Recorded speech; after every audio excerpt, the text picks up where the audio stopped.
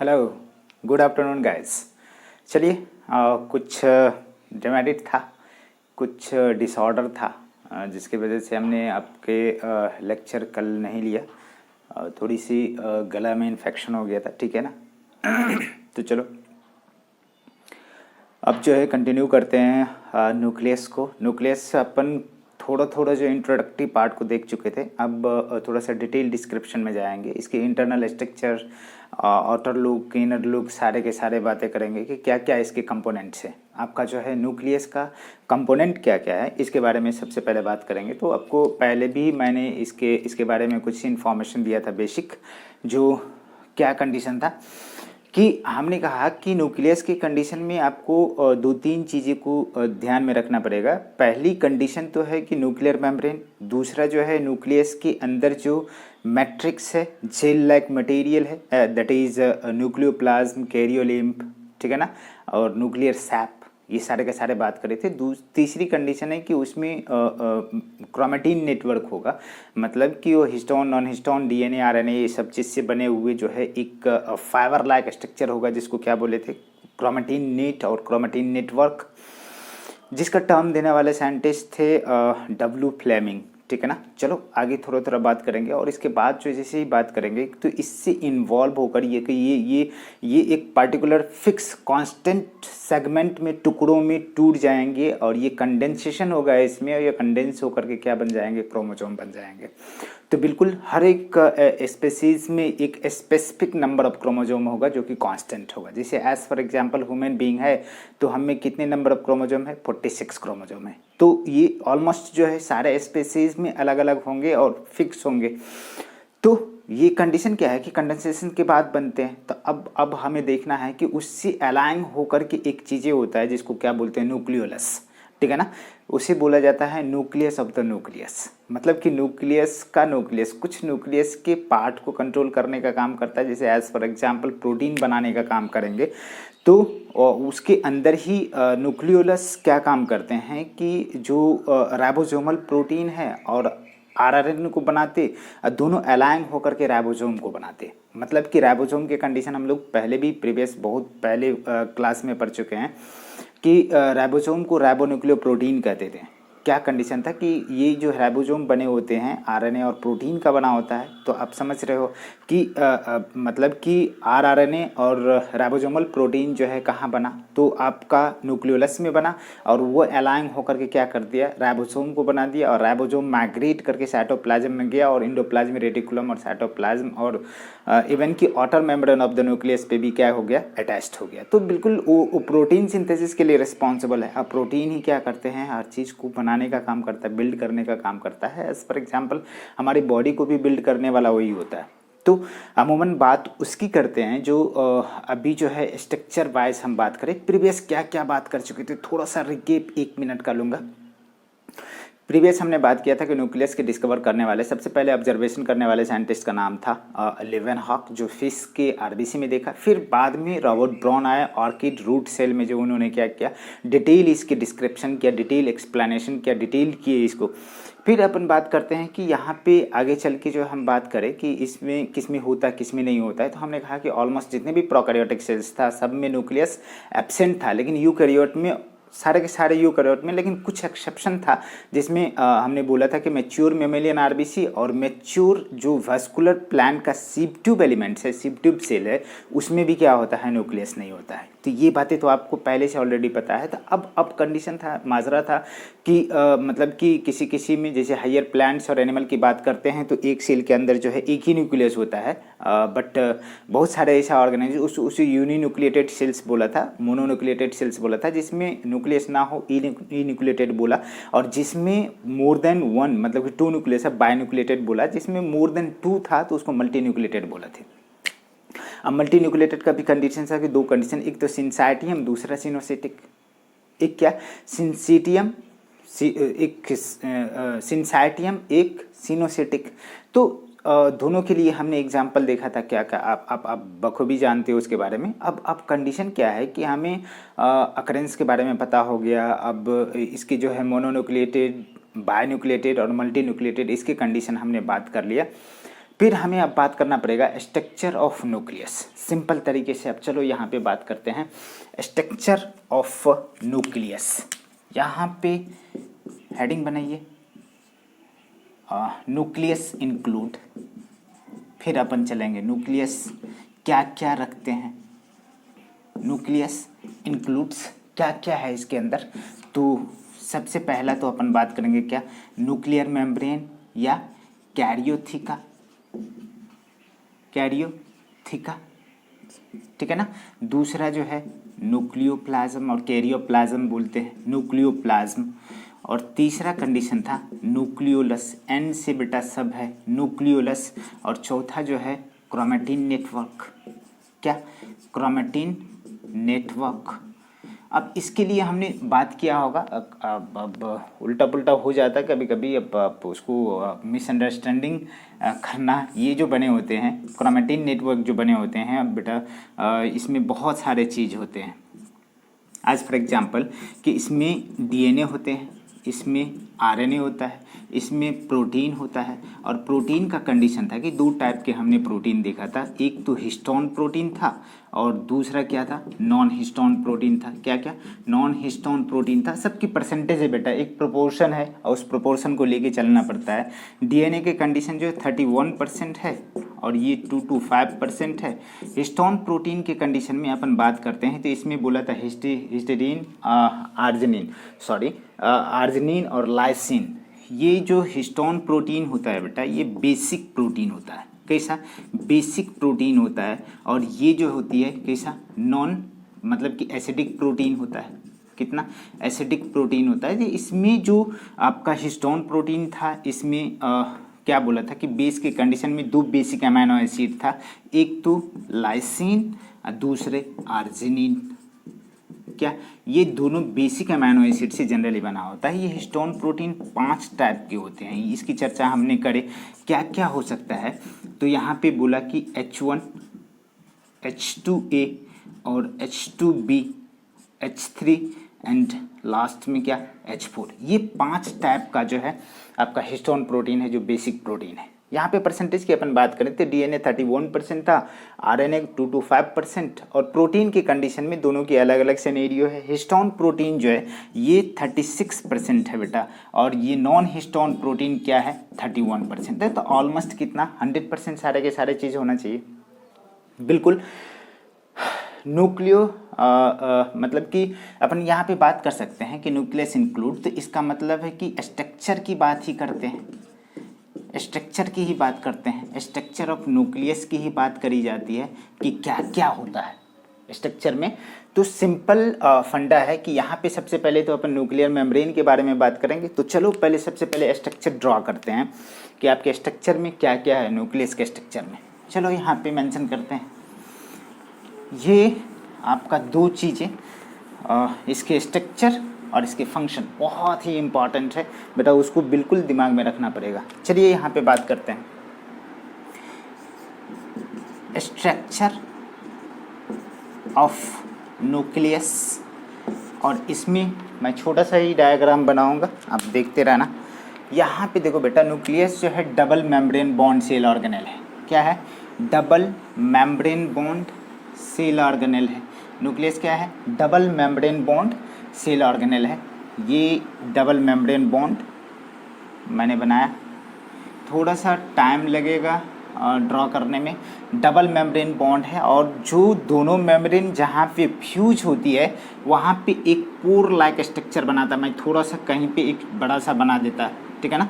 Pore like structure होता है, pore like, जिसे न्यूक्लियर पोर बोलते हैं। और न्यूक्लियर पोर जो होता है गार्डेड होते हैं एक न्यूक्लियोप्लाज्मीन प्रोटीन से, ठीक है ना। क्या, न्यूक्लियोप्लाज्मीन प्रोटीन से। बट इसका जो स्ट्रक्चर होता है बाबू, स्ट्रक्चर इसका ऑक्टागोनल टाइप का होता है। कैसा होता है, ऑक्टागोनल स्ट्रक्चर होता है, ठीक है ना। तो ये क्या है, इसे बोलते हैं एनुलस। इसे क्या बोलते हैं, एनुलस। और इसे ही बोलते हैं ब्लैब। और ये जो पोर आपका दिख रहा है ये क्या है, न्यूक्लियर पोर। इसे क्या बोलते हैं, न्यूक्लियर पोर। तो ये दोनों की दोनों चीज़ मिल करके न्यूक्लियर पोर कम्प्लेक्स बनाया। ये क्या किया, न्यूक्लियर पोर कम्प्लेक्स बनाया। इसे क्या बोलते हैं, न्यूक्लियर पोर कम्प्लेक्स। इसे क्या बोलते हैं बेटा, न्यूक्लियर पोर कम्प्लेक्स। अब क्या कंडीशन है कि जो ये जो बना हुआ है एनुलस, ये एक स्पेशल टाइप के प्रोटीन से बना हुआ बेटा, जिसे बोला था क्या, न्यूक्लियोप्लाज्मीन प्रोटीन। न्यूक्लियोप्लाज्मीन प्रोटीन से बना होता है, जो कैसा होता है, ऑक्टागोनल, मतलब कि ये ऑक्टागोनल रिंग लाइक स्ट्रक्चर है, ठीक है ना, ऑक्टागोनल रिंग लाइक स्ट्रक्चर है। ये दोनों के दोनों चीज मिल गए तो उसे बोले nuclear pore complex. It is responsible for exchange of protein and ribosome from nucleoplasm to cytoplasm. ये न्यूक्लियस है और ये क्या है, सेल के अंदर जो है साइटोप्लाज्म है। इतने बात तो आप जानते, ये सेल के अंदर ही ड्रॉ कर रहा हूँ, तो ये सिर्फ और सिर्फ क्या है, न्यूक्लियस है। तो मान लो कि ये क्या है आपका, ये क्या है बेटा, ये सेल है। इतने तो समझ में आता, ये सेल के अंदर है। तो कहीं ना कहीं ये चीज़ें क्या करती है कि आपको कोई ना कोई चीज़ें एक्सचेंज करने का काम करता है कि न्यूक्लियस साइटोप्लाज्म, ये क्या है बेटा, साइटोप्लाज्म, मतलब ये क्या है, साइटोप्लाज्म, और इसके अंदर जो मटेरियल होगा वो क्या है, न्यूक्लियोप्लाज्म। उसे क्या बोलेंगे, न्यूक्लियोप्लाज्म, ठीक है। इतनी बात तो समझ में आती। अब आउटर मेम्ब्रेन, इसका दो मेम्ब्रेन है, एक तो बाहर वाले को आउटर न्यूक्लियर मेम्ब्रेन बोलते और अंदर वाले को इनर न्यूक्लियर मेम्ब्रेन बोलते, चलेगा, इनर न्यूक्लियर। और दोनों के बीच में जो स्पेस होता है बाबू, ये दोनों के बीच में जो स्पेस होता है, इस स्पेस को क्या बोलते हैं, perinuclear space, perinuclear space. इसकी कुछ डायमेंशन है बाबू, मतलब कि ये 10 to 50 नैनोमीटर का होता है। इसे यदि एंगस्ट्रॉम में अपन लिखना चाहते हैं तो एक जीरो बढ़ा दीजिए, 100 to 500 एंगस्ट्रॉम के आसपास जो है इसकी क्या होता है, स्पेस होता है। इसे क्या बोलते हैं, PNS, पेरी न्यूक्लियर स्पेस, ठीक है। और इसकी जो डायमीटर होती है, ये जो न्यूक्लियर पोर कम्प्लेक्स है, इसकी डायमीटर लगभग 300 to 1000 एंगस्ट्रॉम तक जो है क्या होता है, न्यूक्लियर पोर का डायमीटर होता है। क्या होता है, डायमीटर होता है। अब बेटा यहाँ पे जो क्रोमेटिन इस तरह से इन्वॉल्व है, कहीं कहीं पे देखना कि ये बहुत ही कंडेंस है, कहीं कहीं पे कंडेंस नहीं है। जहाँ पे कंडेंस है इसका मतलब कि वहाँ हिस्टोन प्रोटीन की कंसंट्रेशन ज़्यादा है। तो और कहीं कहीं पे जा कर के क्या हो जा रहा है कि बहुत ही डेंस लाइक मटेरियल बन जा रहा है, जिसको क्या बोला था कि ये जो है न्यूक्लियोलस है। ये क्या है, न्यूक्लियोलस है। न्यूक्लियोलस से क्या बन जा रहा है बेटा, राइबोसोम बन रहा है। जो राइबोसोम कहाँ पे आ जा रहा है, आपका एंडोप्लाज्मिक रेटिकुलम पे आ जा रहा है। मैं छोटा सा बना दे रहा हूँ, आप लोग जो है, ठीक है, ये, और इसके ऊपर में राइबोसोम, ये कंटिन्यू हो करके कहाँ चला जाता है, सेल मेम्ब्रेन से आकर के ओपन होता है। तो आउटर मेम्ब्रेन, न्यूक्लियस के आउटर मेम्ब्रेन से ओरिजिनेट हुआ एंडोप्लाज्मिक रेटिकुलम, और ओपन कहाँ हो गए, सेल मेम्ब्रेन। ये क्या है बेटा, ये सेल मेम्ब्रेन है। सेल मेम्ब्रेन में जाकर के ओपन हुआ। और ये जो बात करते हैं, ये क्या है, क्रोमेटिन, धागे लाइक जो मटेरियल है उसे क्या बोलते हैं, क्रोमेटिन मटेरियल, क्रोमेटिन बोलते हैं। थ्रेड लाइक स्ट्रक्चर है, उसे क्या बोले, क्रोमेटिन बोले। उसे क्या बोल रहे हैं, क्रोमेटिन। दिख रहा है ना, ज़्यादा रिफ्लेक्शन आ रही क्या, अब दिख रहा है बेटा, चलेगा ना। चलिए यहाँ पे चलो, तो इतने चीज़ें हमने बात करा कि न्यूक्लियोलस की भी बात करी, ये सारे के सारे स्ट्रक्चर आपको दिख रहा है। अब कंडीशन क्या है कि कहीं ना कहीं स्मूथ एंडोप्लाज्मिक रेटिकुलम भी होगा, बट उतने आपको मतलब कि पहले भी करे हुए हैं। तो जो ये जो बात करी जाती है बेटा, न्यूक्लियोप्लाज्म की बात करते हैं, न्यूक्लियोप्लाज्म की बात करते हैं, न्यूक्लियोप्लाज्म की। तो कंडीशन क्या है कि न्यूक्लियोप्लाज्म के अंदर ये जो मटेरियल है, ये क्या है, न्यूक्लियोप्लाज्म है। ये ठीक है ना, ये क्या है, न्यूक्लियोप्लाज्म है,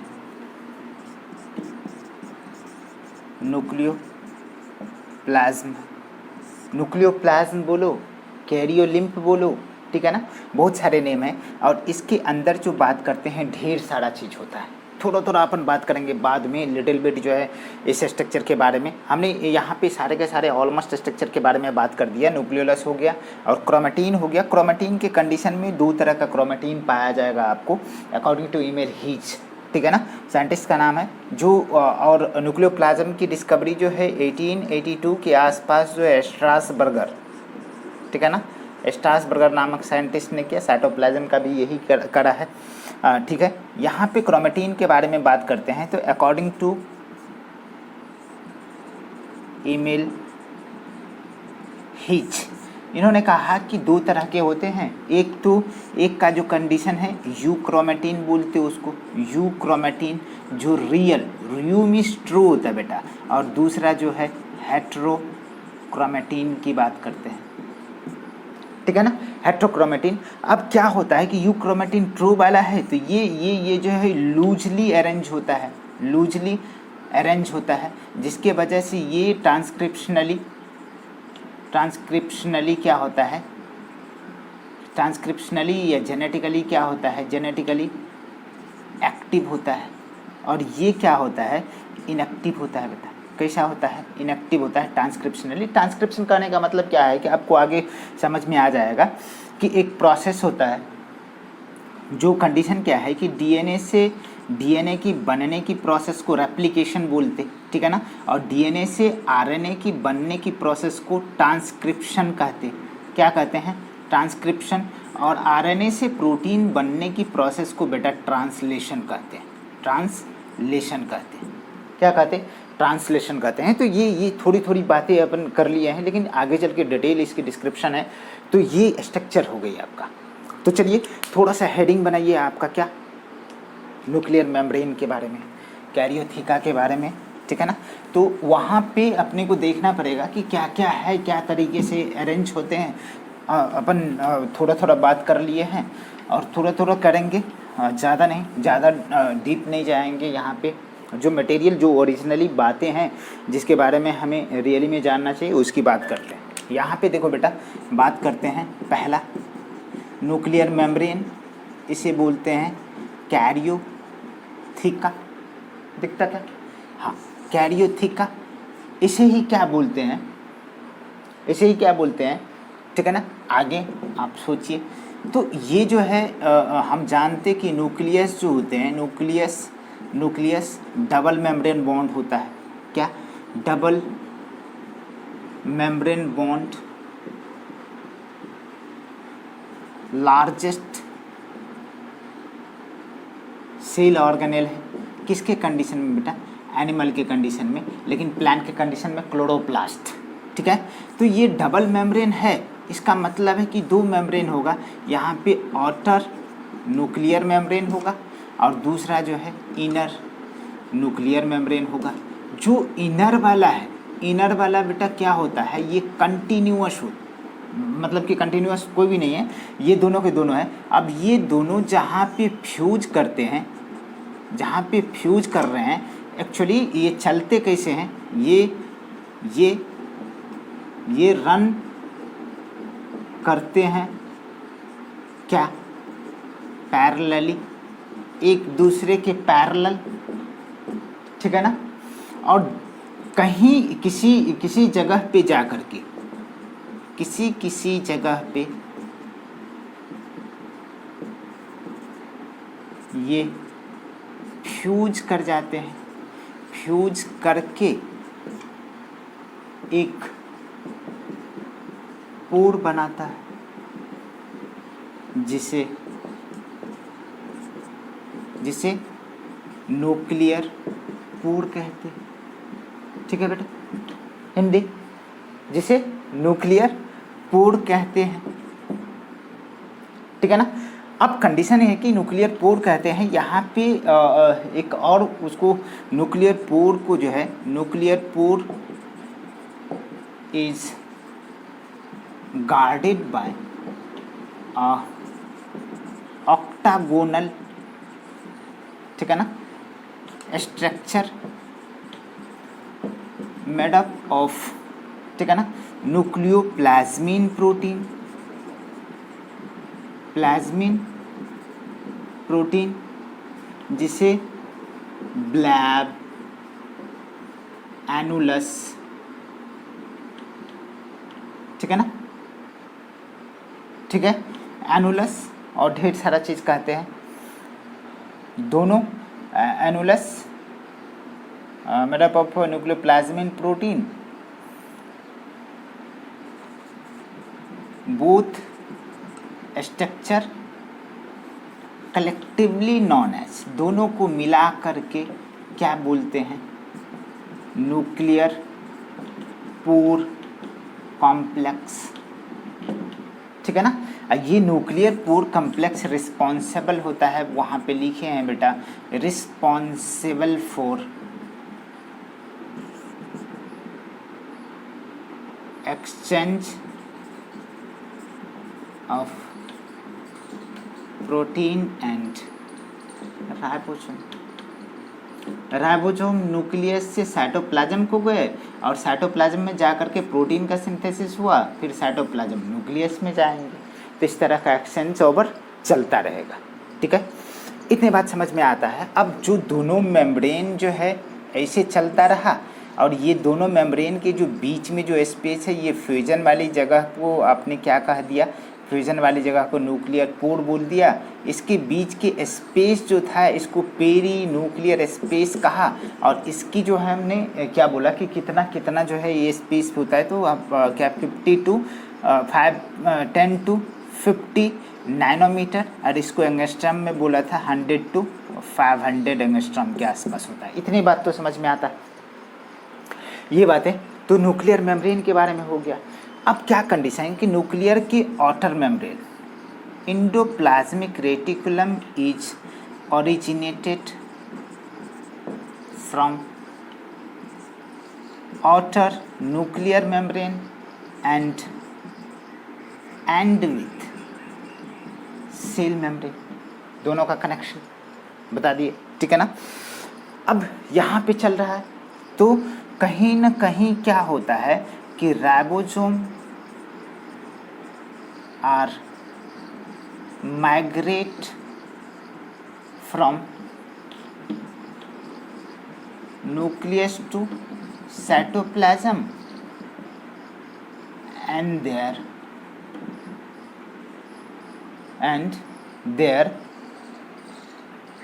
ठीक है ना, ribosome attached with outer nuclear membrane and endoplasmic reticulum and scattered in the cytoplasm। इतने बात समझ में आएगा। अब बेटा यहाँ पे तो हमने न्यूक्लियर मेम्ब्रेन के बारे में बात कर दिया। दो मेम्ब्रेन होता है, आउटर और इनर मेम्ब्रेन होता है। दोनों के बीच के जो स्पेस होता है पेरी न्यूक्लियर स्पेस, और दोनों जहाँ पे फ्यूज करते हैं एक पोर लाइक स्ट्रक्चर बनाता है जिसको न्यूक्लियर पोर बोला था। उसमें एक न्यूक्लियोप्लाज्मिन प्रोटीन का एक ऑक्टागोनल जो है स्ट्रक्चर होता है, जो क्या किया, दोनों मिला करके ब्लैब बोले, उसको क्या बोले, ब्लैब बोले। और कंडीशन क्या था कि एक एनुलस भी बोले, दोनों मिलकर के पोर और एनुलस मिलकर के क्या बना दिया, न्यूक्लियर पोर कम्प्लेक्स बना दिया। That is responsible for the exchange of protein and ribosome from nucleus to cytoplasm and cytoplasm to the nucleus. अब चलो बेटा यहाँ पे अपन इसके बारे में बात कर लिए। अब थोड़ा सा न्यूक्लियोप्लाज्म के बारे में बात करेंगे। थोड़ा सा जल्दी करिए क्योंकि बहुत ही लंबा चौड़ा हो जाएगा, ठीक है ना। न्यूक्लियोप्लाज्म के बारे में दूसरी चीज़ें अपने पास है क्या, न्यूक्लियोप्लाज्म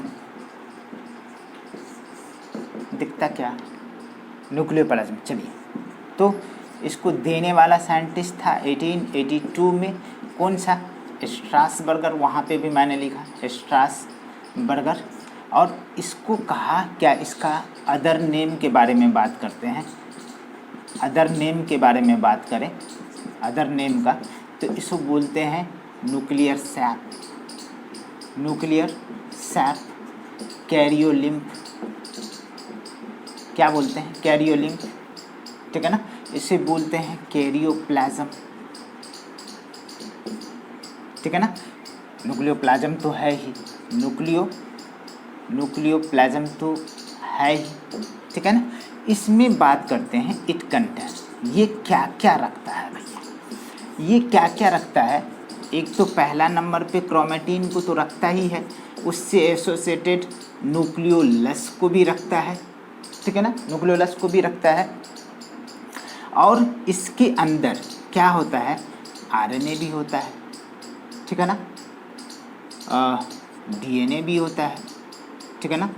इससे जो बने होते हैं, किस चीज़ों से बने हुए हैं, न्यूक्लियोटाइड भी होता है, न्यूक्लियोसाइड भी होता है, एटीपी भी होता है, और डीएनए और आरएनए से एसोसिएटेड एंजाइम भी होता है, एसोसिएटेड एंजाइम भी होता है। उस एंजाइम को आप क्या बोलते हो, डीएनए पॉलीमरेज और आरएनए पॉलीमरेज। अदर तरह का एंजाइम भी है, अदर एंजाइम के कंडीशन में एज फॉर एग्जांपल जो है एंडोन्यूक्लिएज के बारे में बात करो, ढेर सारे एंजाइम होते हैं, मतलब एंडोन्यूक्लिएज के बारे में बात करते हैं, ढेर सारे एंजाइम हैं। तो तकरीबन बहुत सारे चीज़ है, यहाँ पे कुछ मिनरल्स भी होगा, कैल्शियम और मैग्नीशियम भी होगा, ठीक है ना। तो ढेर सारे चीज़ें होते हैं, क्रोमेटिन है, न्यूक्लियोलस है, आरएनए है, डीएनए है, प्रोटीन भी है, यहाँ पे एटीपी भी है, न्यूक्लियोसाइड, न्यूक्लियोटाइड, ठीक है ना। और डीएनए और आरएनए से एसोसिएटेड जो एंजाइम होगा, डीएनए पॉलीमरेज, आरएनए पॉलीमरेज, और अदर एंजाइम भी होगा। एज लाइक एग्जाम्पल क्या है, एंडोन्यूक्लिएज के बारे में बात करते हैं, ढेर सारी चीज़ है। इतनी बात तो समझ में आता। अब कंडीशन क्या है कि ये सब के सब रॉ मटेरियल है for the preparation of the chromosome. ये सारे के सारे रॉ मटेरियल है जो प्रिपरेशन करते हैं किसके लिए, सेल डिवीजन के लिए, सारे के सारे चीज़। तो इतनी बात तो समझ में आता है, ठीक है ना। मतलब कि यहीं पे क्या होता है कि here all the metabolic reaction are controlled, ठीक है ना। सब के सब यहाँ पे कंट्रोल होते हैं, ये दिख रहा है ना, ठीक है। चलिए बेटा, यहाँ पे all the metabolic reactions are controlled here, सारे के सारे चीज़ होते हैं। चलिए अब जो है इसमें जैसे ही बात करेंगे, न्यूक्लियोप्लाज्म हो गया, तीसरा चीज़ें अपन क्रोमेटिन के बारे में बात करेंगे, थोड़ा सा न्यूक्लियोलस के भी बारे में बात करेंगे, तो थोड़ा थोड़ा, ज़्यादा नहीं। चलिए कोई बात नहीं, टाइम तो बहुत ज़्यादा। यहाँ चलिए क्या बात करेंगे, chromatin network.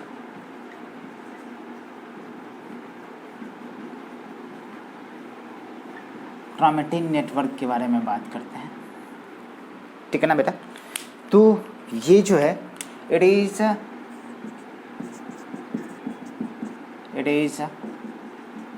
Thin thread like, ठीक है ना, structure present in the nucleus. It is made up of किस चीज़ों से, डीएनए, आरएनए, ठीक है। और जैसे प्रोटीन, तो प्रोटीन के कंडीशन दोनों हमने बता दिया था बेटा। एक तो हिस्टोन प्रोटीन, बार बार नहीं बोलेंगे, वहाँ भी टाइम ले लिए। यहाँ नॉन हिस्टोन प्रोटीन के बारे में बात करते हैं। तो हिस्टोन प्रोटीन जो हिस्टोन प्रोटीन है, ये कैसा है बेटा, बेसिक प्रोटीन है। और इसमें क्या बोला था कि आर्जिनिन और लाइसिन दो जो है अमीनो एसिड है, इसलिए बेसिक है। ये कैसा है बेटा, एसिडिक प्रोटीन, ठीक है। यहाँ पे जो 5 तरह का जो है आपका हिस्टोन प्रोटीन है, इसके केस में हमने बात किया था H1, H2A, H3, H2B, H3 और H4। ये जो है न्यूक्लियोसोम बनाते हैं, और न्यूक्लियोसोम को कनेक्ट करने वाला जो है ये लिंकर प्रोटीन होता है। चलो आगे बात करेंगे, मतलब कि जैसे जेनेटिक्स पढ़ेंगे वहाँ पर ढेर सारी बात करना है। परसेंटेज की थोड़ा सा बात करो बेटा, तो हिस्टोन प्रोटीन की जो परसेंटेज है ये 36% है, इसकी 31% है, हाँ ठीक है ना, 32% के आसपास, यहाँ पे 31%, ये 2 to 5%। तो ऑलमोस्ट इतनी बातें हैं, ये सारे के सारे चीज़ें हम बात करते हैं कि इसमें है।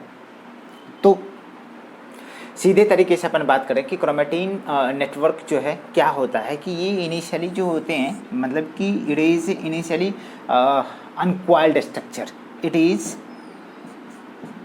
इनिशियली अनकॉइल्ड स्ट्रक्चर इन क्या भैया, किस स्टेज में, इंटरफेज अवस्था में, इंटरफेज में। और जैसे ही आगे मूव करेगा, मतलब कि it enters into the cell division, enters into cell division. तो सेल डिवीजन में जैसे ही एंट्री हो रही है, उस समय ये क्या होता है, क्रोमेटिन जो है, क्रोमेटिन नेटवर्क, क्रोमेटिन कंडेंसेशन, सिकुड़ना स्टार्ट हो जाते हैं, डिहाइड्रेशन स्टार्ट हो जाता है। और ये क्या होता है कि क्रोमेटिन कन्वर्ट हो करके, कंडेंस हो करके क्या क्या, क्रोमोसोम क्या क्या बना दिया, क्या क्या, chromatin will be converted into after condensation and dehydration से इट फॉर्म द क्या बेटा, क्या, क्रोमोसोम। और क्रोमोसोम मतलब कि ये जैसे ही क्रोमेटिन है, मतलब इंटरफेज के स्टेज में जो है, आपको क्रोमेटिन के बारे में बात करते हैं, तो अनकॉइल्ड है और ये थ्रेड लाइक इस तरह से है, ये टूट करके जो है कितने, 46 सेगमेंट में बट जाता है, कितने में, 46 सेगमेंट में टूट जाता है। और ह्यूमन बीइंग के कंडीशन में बात करते हैं, अदर ऑर्गेनिज्म के कंडीशन में अलग अलग होता है। तो जैसे ही इसकी बात करो तो ये टूट गए, तो इसके अंदर जो है बेटा, अंदर जो है डीएनए होता है, क्या होता है, अंदर डीएनए होता है। और डीएनए का कंडीशन है कि छोटे से सेगमेंट को अपन क्या बोले थे, जीन बोले थे, छोटे से सेगमेंट को जीन बोले थे। तो जीन, ये क्रोमोसोम है, chromosome is a carrier of gene, और gene is a carrier of character.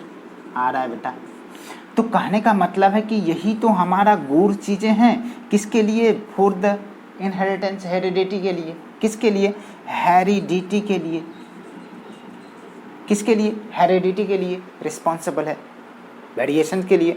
तो कंडीशन क्या है कि जो इनहेरिटेंस की बात करते हैं, पेरेंट्स से प्रोजेनी में जो गुण जाते हैं, वैसे के थ्रू, जीन के थ्रू जाएंगे। जीन कहाँ पे होगा, क्रोमोसोम पे, क्रोमोसोम के अंदर जो है मतलब कि डीएनए है। इतनी बात समझ में आ रहा है ना। तो ये हमारा जो है लगभग जो है क्रोमेटिन नेटवर्क के बारे में बात करते हैं। अब बेटा अकॉर्डिंग टू ईमेल हीज, ठीक है ना, chromatin network are of 2 type. According to Emil Heitz, एक साइंटिस्ट हैं, उसके हिसाब से क्रोमेटिन जो है 2 तरह के होते हैं। एक तो यूक्रोमेटिन होते हैं, दूसरा जो हेट्रोक्रोमेटिन होती है। चलो बार बार रिपीट हो जा रहा है, ठीक है ना।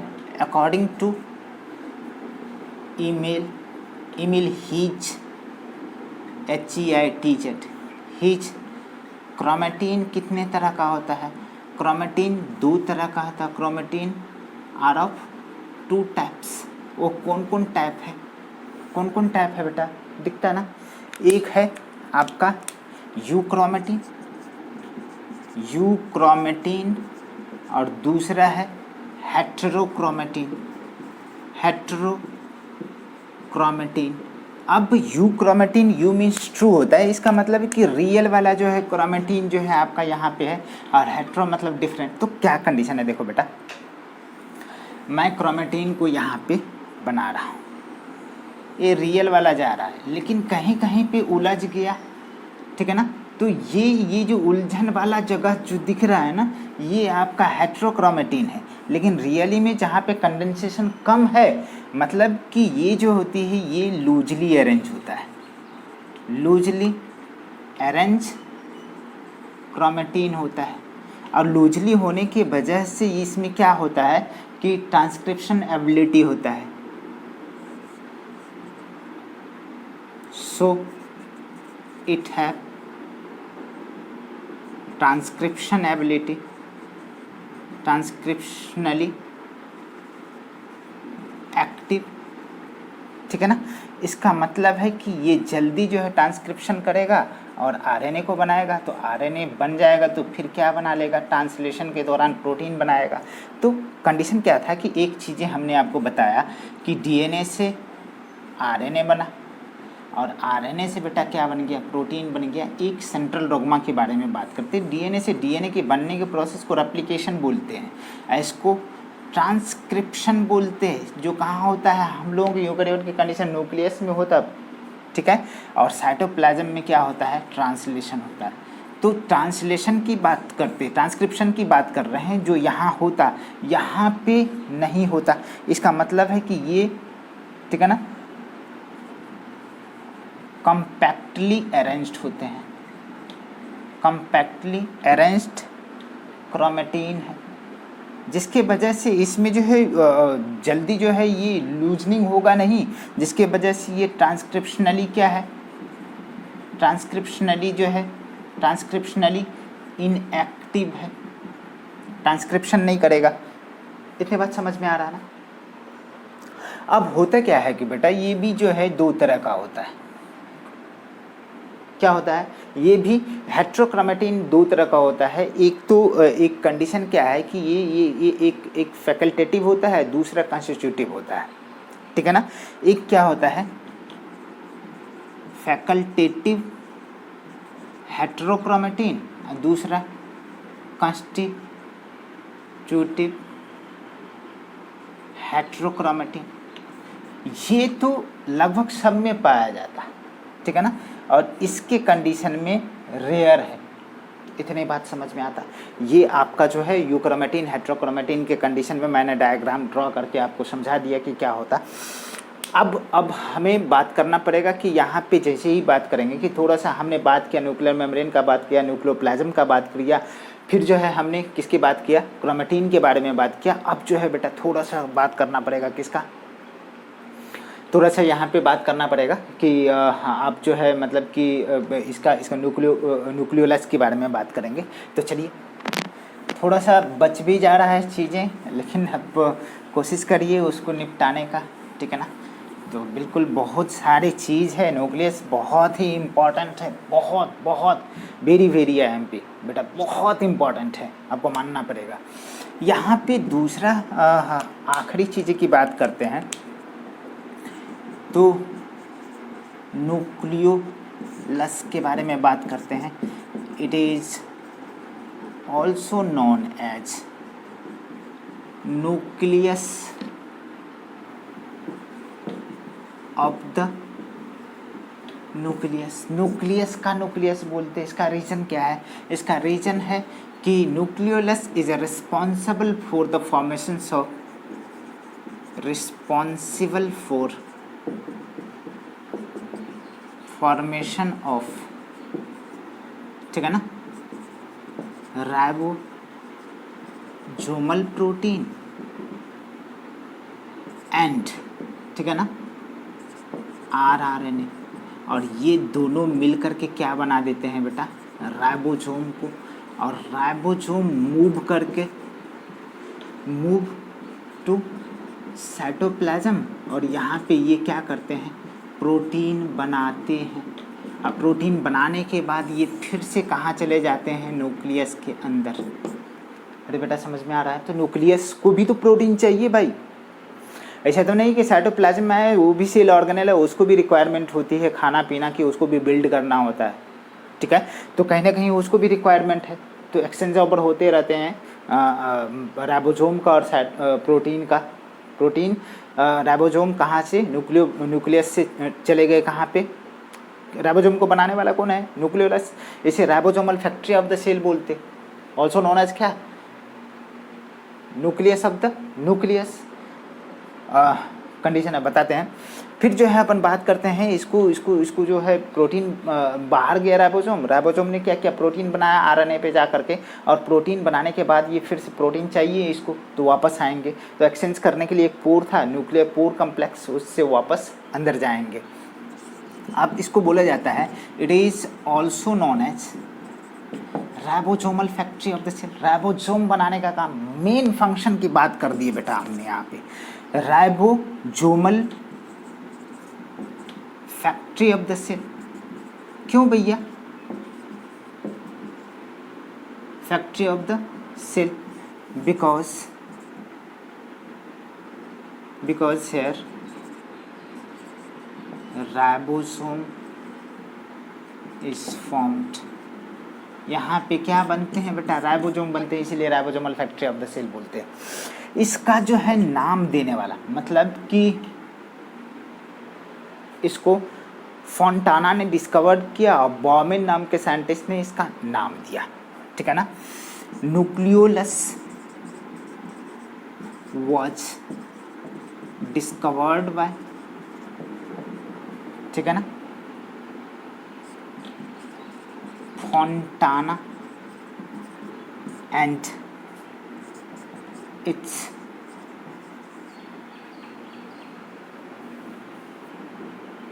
Name was given by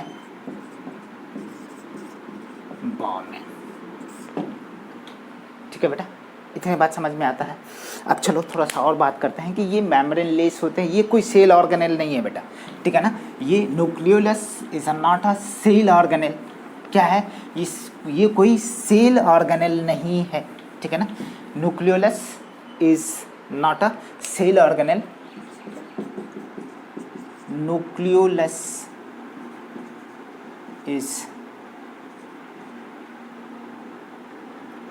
is a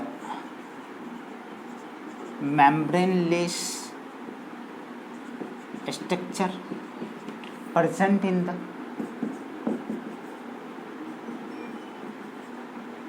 nucleus. It is not a cell organelle. It is made up of कुछ जो है मतलब कि इसमें आरएनए होते हैं, प्रोटीन होते हैं and certain amount of DNA.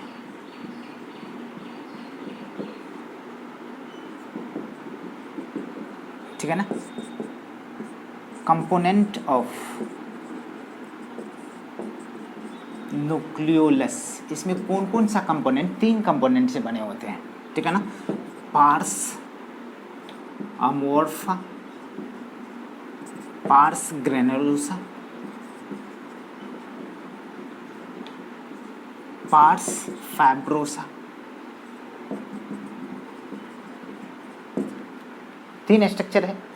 देखो इसकी स्ट्रक्चर की जैसे ही बात करते हैं, स्ट्रक्चर ऑफ न्यूक्लियोलस।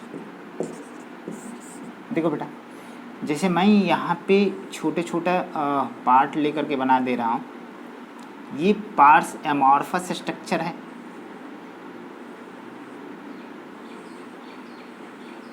ठीक है, एमॉर्फस स्ट्रक्चर है। यहाँ पे ग्रेन्यूल के फॉर्म में भी कुछ चीज़ें इसके अंदर होता है, ये पार्स ग्रेनुलोसा है, और ये फाइबर लाइक मटेरियल भी इसमें होता है जिसको पार्स फाइब्रोसा बोला। तो ये क्या है जी? इसमें कोई मेम्ब्रेन नहीं है, पार्स अमॉर्फस स्ट्रक्चर है, अमॉर्फा, पार्स फाइब्रोसा, और ये ग्रेन्यूल्स के फॉर्म में, जो दाने के फॉर्म में जो है, ये क्या है? Pars granulosa. इतने बात समझ में आता है। अब क्या कंडीशन है कि इसकी नंबर की बात करो, जनरली एक सेल में क्या होते हैं? एक ही नंबर होता है। एक सेल में क्या होता है? एक ही नंबर होता है। मतलब कि जनरली अपन बात करते हैं कि न्यूक्लियस में मतलब कि एक न्यूक्लियस में, एक सेल में एक न्यूक्लियस है, जनरली एक न्यूक्लियस के अंदर एक ही जो है आपका न्यूक्लियोलस होता है। लेकिन कंडीशन क्या है, कुछ कुछ ऐसे सेल होते हैं जिसमें बहुत सारे नंबर, जैसे ह्यूमन बीइंग के कंडीशन में भी 5 जो है अपने जीनोम बोले तो हाफ सेट ऑफ क्रोमोसोम, उसको क्या बोलते हैं? जीनोम बोलते हैं। तो अपने जीनोम में 5 ऐसा साइट है, 5 जो सैटेलाइट क्रोमोसोम है, जिसमें सैटेलाइट के ऊपर में जो है आपका एक नॉर रीजन होता है जिसको NOR बोलते हैं, न्यूक्लियोलर ऑर्गेनाइजर रीजन। वहीं पे क्या होते हैं आपका न्यूक्लियोलस बनते हैं। तो कहने का मतलब क्या है कि 5 जगह है, 5 वो कौन कौन सा क्रोमोजोम है, क्रोमोजोम नंबर 13, 14, 15, 21, 22, मतलब कि 13, 14, 15, 21 और 22। मतलब कि वहाँ पे नोर रीजन में क्या होगा आपका न्यूक्लियोलस प्रेजेंट। तो ह्यूमन के कंडीशन में क्या 5। लेकिन जैसे ही बात करते हैं ऑनियन में तो वहाँ पे 4 होता है। एम्फीबियन oocyte में बोले तो 2000 न्यूक्लियोलस होते हैं एक सेल में, एक न्यूक्लियस के अंदर। इतनी बात समझ में आता है। तो चलो इसको थोड़ा सा लिखता हूँ। इसका काम तो पहले ही बता दिया हूँ, न्यूक्लियस की काम अपने को बाकी तुरंत तुरंत फटाफट कर लेते हैं। यहाँ पे बेटा आ जाइए, ठीक है ना। जैसे ही अपन बात करते हैं तो थोड़ा सा इसका नंबर के बारे में बात करें। ये स्ट्रक्चर तो बात कर लिए, फंक्शन तो पहले ही देख लिए, अपन एक लाइन लिख लेंगे, कोई बात नहीं। यहाँ पे इसके बारे में बात करते हैं तो यहाँ सीधे तरीके से अपन बात करेंगे कि ये स्ट्रक्चर जो है, मतलब कि अभी जो बात कर रहे थे कि इसकी जो है नंबर के बारे में बात करें, नंबर के बारे में बात करें तो generally it is 1 in each nucleus of each cell, generally, ठीक है ना। But in case of human set chromosome की कंडीशन में बात करते हैं बेटा, ये सैटेलाइट क्रोमोसोम है, ठीक है ना। सेकेंडरी कंस्ट्रक्शन,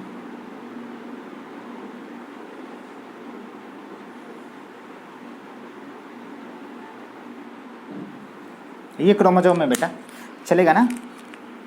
और इसके अंदर जो है DNA है, ये सेंट्रोमियर है, ये काइनेटोकोर है, जाने दो। ये क्या है बेटा, ये जो है नोड है, न्यूक्लियर ऑर्गेनाइजर रीजन, और इसी जगह पे होता है क्या, न्यूक्लियोलस। ये नॉर है, नॉर बोले तो न्यूक्लियोलर ऑर्गेनाइजर रीजन, ठीक है ना। ये क्या है, सैटेलाइट है। ये टोटल के टोटल क्या है बेटा, काइनेटोकोर है, और क्या है, ये सेंट्रोमियर है, और ये टोटल क्या हो गया बेटा, क्रोमोसोम। कैसा, सेट क्रोमोसोम। अरे इतने तो समझ में आता, ये तो समझ में आ रहा है ना। ह्यूमन के कंडीशन में ये कितना होता है, 5 in नंबर, 5 होता है। और कहाँ कहाँ प्रेजेंट होता है, कहाँ प्रेजेंट होता है, उसकी बात करता हूँ। तो क्रोमोसोम नंबर क्या बेटा, 13, 14, 15, 21 एंड 22। ये कितने क्रोमोसोम पे, 5 क्रोमोसोम पे प्रेजेंट है। इसीलिए ह्यूमन के कंडीशन में कितना जी, 5। ये तो एक ह्यूमन की बात हो गया। दूसरा अपन बात करते हैं ऑनियन की, तो ऑनियन में कितना, 4। एम्फीबियन oocyte में कितना, 2000 इन इच सेल, सबसे मैक्सिमम। ये ह्यूमन याद रखिएगा, सब तो याद ही रखना पड़ेगा। इन एम्फीबियन oocyte के कंडीशन में 2000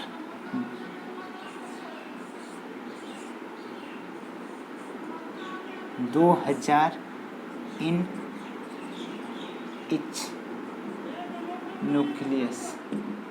इतने बात याद है। इसकी फंक्शन की बात करो तो फंक्शन तो आप जानते,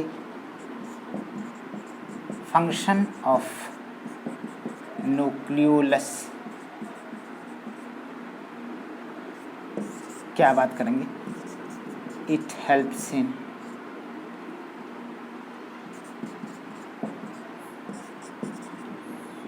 protein synthesis, it helps in ribosome and RNA synthesis, RNA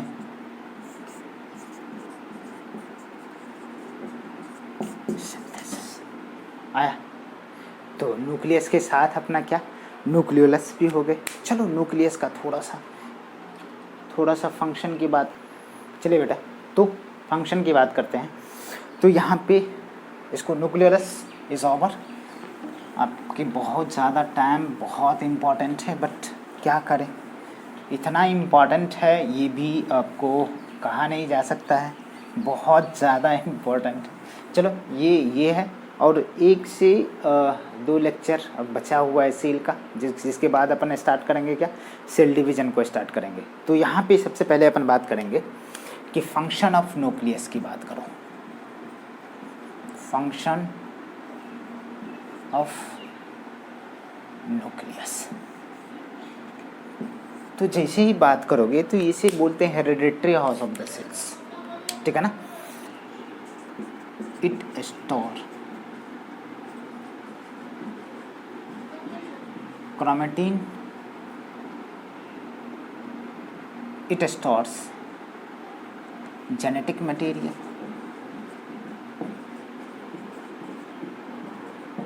in chromatin, that's why it is known as hereditary house of the cells, hereditary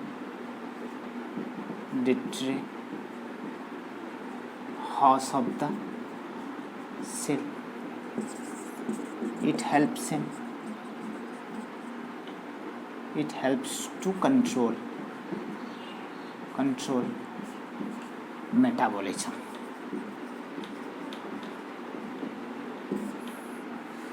तीसरा कंडीशन दिख रहा है ना, ठीक है, मेटाबॉलिज्म। दूसरा कंडीशन है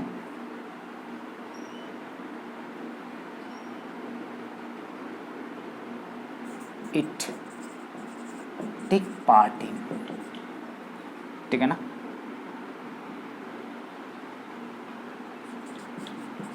हेरिडिटी मतलब कि transmission of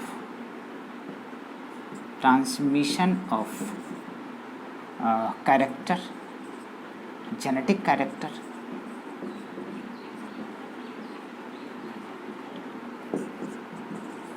from one generation to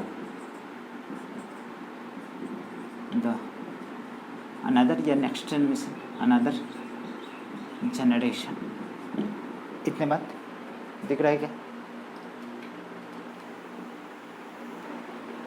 चलो तो यहाँ पे ये चीज़ें हो गए, इसका मतलब इट लीड्स टू, ठीक है ना, वेरिएशन। तो वेरिएशन भी कहीं ना कहीं इसका इम्पॉर्टेंट फैक्टर होगा, क्रॉसिंग ओवर वगैरह हो रहा है तो वहाँ पे सारे के सारे बातें दिखेगा। चौथा कंडीशन है कि nuclear divisions is a prerequisite in the cell division, ठीक है ना। कहने का मतलब है कि सेल डिवीजन में सबसे पहले prior to the nuclear division, prior to the cytokinesis nuclear division takes place. सबसे पहले क्या होता है, न्यूक्लियर का डिवीजन होता है, उसके बाद जो है साइटोप्लाज्म की डिवीजन होती है, साइटोकाइनेसिस होती है। तो कंडीशन क्या है कि इन cell division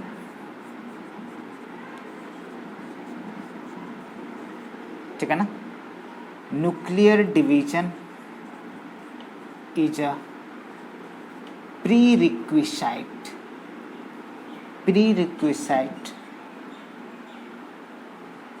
to the cell division। समझ में आ रहा है? पहले कैरियोकाइनेसिस देन साइटोकाइनेसिस, इस तरह से ढेर सारे फंक्शन है बेटा, ढेर सारा फंक्शन है, ठीक है। तो इतना लिखिए, जल्दी लिखिए।